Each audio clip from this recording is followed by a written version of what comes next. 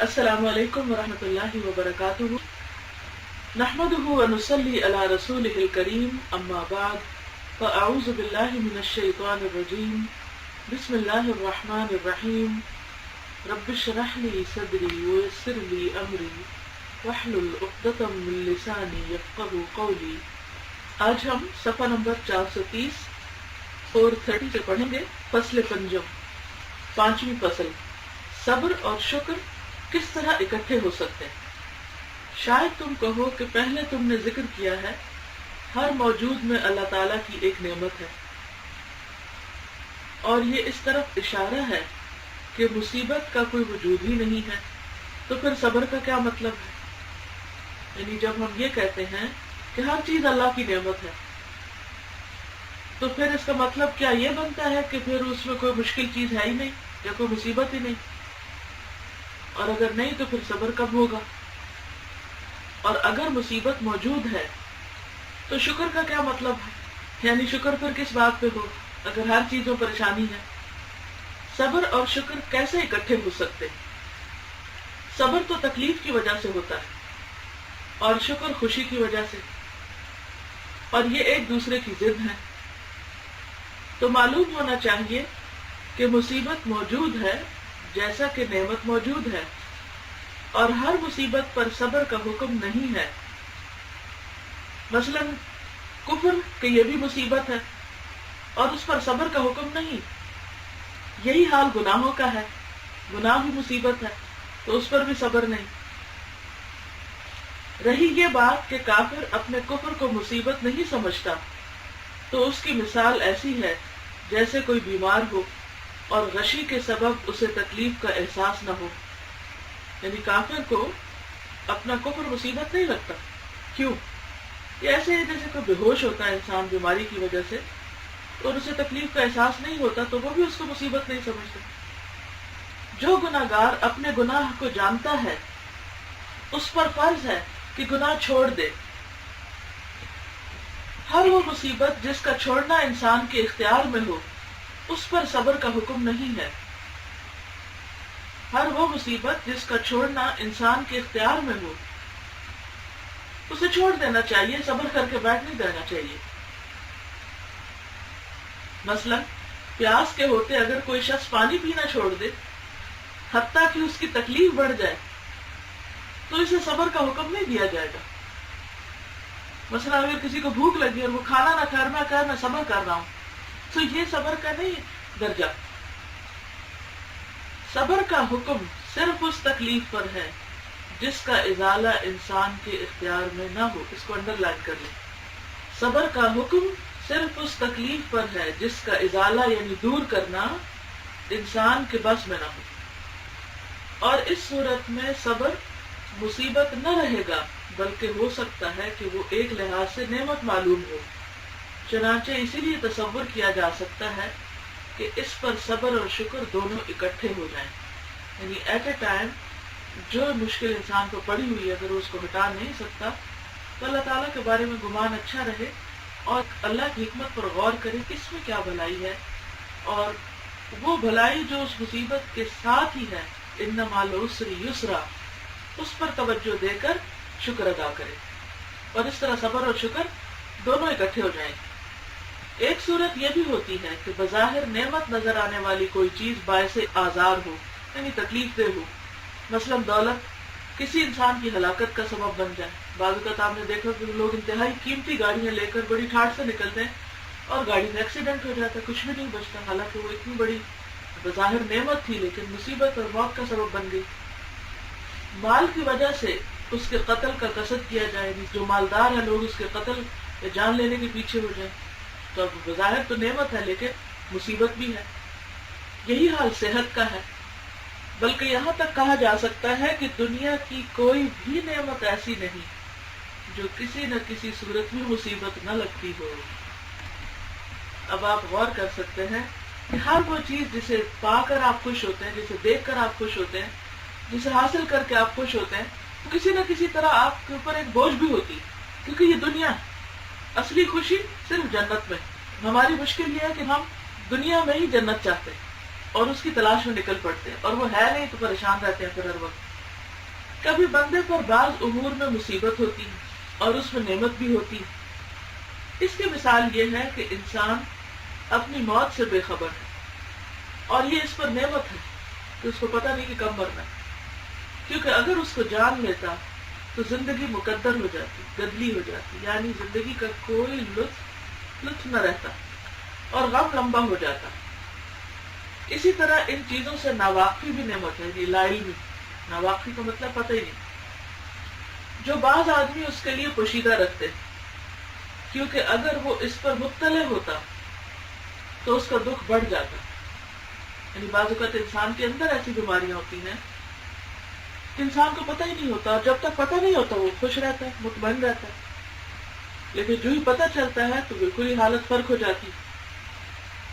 اسی طرح اللہ تعالیٰ نے انسان کے لیے بعض اس کی مصیبتوں کو اس سے چھپا کے رکھا ہے، ورنہ انسان دنیا میں صرف دکھ ہی دکھ کی حالت میں رہتا۔ اسی طرح لوگوں کی بری صفات سے بے خبر ہونا بھی نعمت ہے، کہ ان کے دلوں میں کیا ہے آپ کے لیے، یا یہ کہ وہ کتنے خراب لوگ ہیں، اندر سے کیا ہے، باہر سے کیا ہے، تو یہ آپ کو پتہ نہیں تو آپ ان کے ساتھ خوشی سے ملتے ہیں، خوش رہتے ہیں، اور اگر پتہ چل جائے تو پھر مصیبت ہو جائے، اس طرح آپ کسی کے ساتھ رہ ہی نہ سکے، کیونکہ اگر ان سے آگاہی حاصل ہو تو ایسے لوگوں سے دل میں نفرت پیدا ہو کر مستقل تقدر کی صورت پیدا ہو جائے گی، پھر تو انسان کو کسی لمحے کوئی خوشی حاصل ہی نہ ہو، کیونکہ انسان کا ایک وقت میں کئی لوگوں سے واسطہ رہتا ہے، اور اگر انسان کے دل میں یہ بھی مجھے برا سمجھتا ہے، یہ بھی برا سمجھتا ہے، یہ ایسا ہے، یہ ویسا ہے، تو پھر آپ سوچو کہ انسان سانس لینا اس کا دوبھر ہو جائے۔ قیامت، لیلۃ القدر اور جمعہ کے دن کی مبارک ساتھ کا مبہم ہونا بھی ایسا ہی ہے، اور یہ سب نعمتیں ہیں، کیونکہ جہالت طلب اور اجتہاد کے جذبے کو طاقتور بناتی ہے۔ کیونکہ جہالت جو ہے، لا علمی ہونا کہ کب قیامت آئے گی، یا کب لیلۃ القدر ہے، یا جمعے کے دن مبارک گھڑی کون سی ہے، اس کی وجہ سے کیا ہوتا ہے کہ انسان کا عبادت کی طرف رجحان رہتا ہے، انسان اس کی تلاش میں رہتا ہے، اور انسان اس کے لیے کوشش کرتا ہے، اور اس سے وہ زیادہ نیکی حاصل کر لیتا ہے۔ ایک رات کی تلاش میں اگر 5 راتیں جاگ رہا ہے تو اس کی وجہ سے اس کی عبادت میں اضافہ ہو جائے گا، وہ رات بھی مل جائے گی اور باقی راتوں کا بھی اجر ہو جائے گا، ورنہ تو باقی راتوں میں کون جاگے گا۔ غور کا مقام ہے، جب جہالت میں اللہ تعالیٰ کی نعمتوں کے پہلو ہیں تو پھر علم میں کتنی نعمتیں ہوں گی، یعنی اگر نہ جاننے میں نعمتیں چھپی ہوئی ہیں تو جاننے میں کتنی نعمتیں ہوں گی۔ سچ یہ ہے کہ ہر موجود میں اللہ تعالیٰ کی نعمت ہے، یہاں تک کہ درد پانے والے کے حق میں درد بھی نعمت ہے، یعنی اگر کسی جگہ درد ہو رہا ہے تو وہ بھی نعمت ہے، کیونکہ ہو سکتا ہے کہ اس درد کی وجہ سے کوئی اور تکلیف جو زیادہ بڑی خطرناک ہو سکتی تھی اس کو پتہ چل جائے۔ آپ نے دیکھا کہ بعض اوقات کسی کو چھوٹی سی جگہ پہ درد، جو انویسٹیگیشن ہوتی ہے تو پیچھے کہیں بہت بڑی کوئی تکلیف چھپی ہوئی ہوتی ہے۔ کبھی ایک کا دکھ دوسروں کے حق میں نعمت ہوتا ہے، جیسے قیامت کے دن کافروں کو سزا ملنا کہ وہ جنتی لوگوں کے حق میں نعمت ہے، کیونکہ اگر کسی قوم کو بھی عذاب نہ ہوتا تو نعمت والے اپنی نعمت کی قدر نہ جان سکتے۔ جب دوزخی تکلیف پائیں گے تو جنتی لوگوں کی خوشی اور بڑھ جائے گی، تو شکر ہے اللہ نے ہمیں اس تکلیف سے بچا لیا۔ دراصل تقابل سے، یعنی کمپیریزن سے خوبیاں اور خامیاں اجاگر ہوتی ہیں، سامنے آتی ہیں، کھل جاتی ہیں۔ کیا تم نہیں دیکھتے کہ اہل دنیا سورج کی روشنی دیکھ کر خاص طور سے خوشی کا اظہار نہیں کرتے، حالانکہ ان کو اس کی ضرورت بھی بڑی، اس لیے کہ وہ عام اور خاص سبھی کے لیے، یعنی سورج، لیکن چونکہ سب کے لیے اس لیے کوئی دیکھ کے خوشی نہیں ہوتا۔ آسمان کی زینت دیکھ کر خاص طور سے مسرت ظاہر نہیں کی جاتی، حالانکہ وہ ہر زینت سے زیادہ خوشنما، یعنی آسمان پہ سیاہ رات میں جو ستارے ہوتے ہیں، یہ چاند ہوتا ہے، انتہائی خوبصورت چیز ہے، لیکن لوگ اس کی طرف توجہ نہیں دیتے۔ کیا وجہ ہے؟ وجہ یہ ہے کہ وہ بھی عام ہے، سب کے لیے عام، سب کو برابر کی ملی ہوئی۔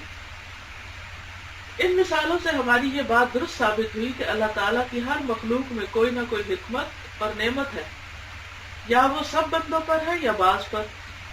تو مصیبت کے پیدا کرنے میں بھی نعمت، یا مصیبت والے پر یا دوسروں پر، تو وہ بندے پر صبر اور شکر کا وظیفہ ہر حال میں لازم ہے۔ یعنی انسان کے لیے کیا ضروری ہے؟ ہر حال میں صبر اور شکر کرتا رہے۔ بعض نے تو یہ کہا کہ یہ انسان کے دو پر ہیں جن کی وجہ سے وہ اڑتا ہے، اگر ایک پر نہ رہے تو وہ اوپر اڑ ہی نہ سکے، یعنی درجے نہ حاصل ہو اس کو، اس لیے کہ وہ نہ تو مطلق عذاب ہے، مطلق کا معنی ہوتا ہے ایبسولوٹ، اور نہ نعمت مطلق، یعنی کوئی ایک چیز نہ تو کامل نعمت ہے نہ کامل مصیبت، کیونکہ انسان کبھی ایک چیز سے ایک لحاظ سے خوش ہوتا ہے تو دوسرے لحاظ سے مغموم، تو غم کی حیثیت سے صبر ہوگا اور خوشی کی حیثیت سے شکر۔ معلوم ہونا چاہیے کہ دنیا کی مصیبتوں میں یہ 5 چیزیں ہوتی ہیں، عقل مند کو ان پر خوش ہونا چاہیے اور اللہ کا شکر ادا کرنا چاہیے۔ پہلی یہ کہ ہر مصیبت اور مرض کے متعلق سوچنا چاہیے کہ یہ اس سے زیادہ بھی ہو سکتا تھا، تو اسے شکر کرنا چاہیے کہ اس سے زیادہ تکلیف نہیں ہوئی۔ مثلا اگر کسی کی ایک ٹانگ میں درد ہے تو اس پر پریشان نہ ہو، کیونکہ دونوں میں بھی ہو سکتا تھا، تو اس پر شکر کرنا چاہیے کہ مصیبت کم ہے۔ دوسری یہ کہ مصیبت دین کی نہیں، جو دنیا اور عقبہ دونوں کو برباد کر دیتی ہے، اس لیے وہ دعا بھی مانگی جاتی نا، وَلَا تَجْعَلْ مُصِيبَتَنَا فِي دِينِنَا، کہ اللہ ہماری مصیبت ہمارے دین میں نہ ہو، یعنی دین کا نقصان نہ ہو، دین کی وجہ سے آزمائش نہ ہو ایسی کہ ہم مشکل میں پڑے۔ حضرت عمر بن خطاب رضی اللہ عنہ نے کہا، اللہ تعالیٰ نے مجھے جس مصیبت میں بھی مبتلا کیا، اس میں مجھ پر اللہ تعالیٰ کی 4 نعمتیں تھیں۔ ایک یہ کہ وہ مصیبت دین میں نہیں ہے، اور یہ کہ وہ اس سے زیادہ نہیں ہوئی، اور میں رضا بالقضاء سے محروم نہیں ہوا کہ اللہ کی تقدیر پر راضی ہو گیا، اور پھر مجھے اس پر ثواب کی بھی امید ہے کہ جو مشکل آئی ہے، تکلیف ہے، اس پر اجر بھی ہے۔ تو اس سے کیا پتہ چلتا ہے کہ ہمیں کیا کرنا چاہیے؟ انسان مصیبت آنے پر شکر کرے، نمبر 1 کہ وہ دین میں نہیں آئی، بدن میں ہے یا مال میں ہے یا کسی اور چیز میں ہے، تو دین میں نہیں۔ دوسرا یہ کہ شکر ہے اتنی ہی ہے، زیادہ نہیں۔ تیسرا یہ کہ اسے ایکسپٹ کر لے کہ اللہ کا فیصلہ تھا، لہٰذا میں راضی ہوں اس پر، اور پھر یہ کہ اللہ ثواب بھی دے گا، اجر ہوگا، تو اس اجر پہ خوش ہو۔ ایک آدمی نے سہل بن عبداللہ سے کہا، چور میرے گھر میں داخل ہوا اور میرا سامان لے گیا، تو انہوں نے کہا، اللہ کا شکر ادا کرو، اگر شیطان تمہارے دل میں داخل ہو جاتا اور ایمان بگاڑ دیتا پھر تم کیا کرتے؟ جس آدمی کو 100 کوڑے مارنے کا حق ہو، اگر وہ صرف 10 کوڑے مارے تو وہ شکریہ کا مستحق ہے۔ تیسری یہ کہ ہر سزا کے متعلق تصور ہو سکتا تھا کہ وہ آخرت پر ہی ڈال دی جاتی، یعنی ہمارے گناہوں کی اگر ہر سزا آخرت میں دی جاتی، دنیا کے مسائل تو ختم ہو جاتے ہیں، اس لیے ان میں تخفیف ہے، لیکن آخرت کی مصیبت ہمیشہ کی ہے، اگر ہمیشہ نہ بھی رہے تو بھی اس کی تخفیف کی کوئی صورت نہیں۔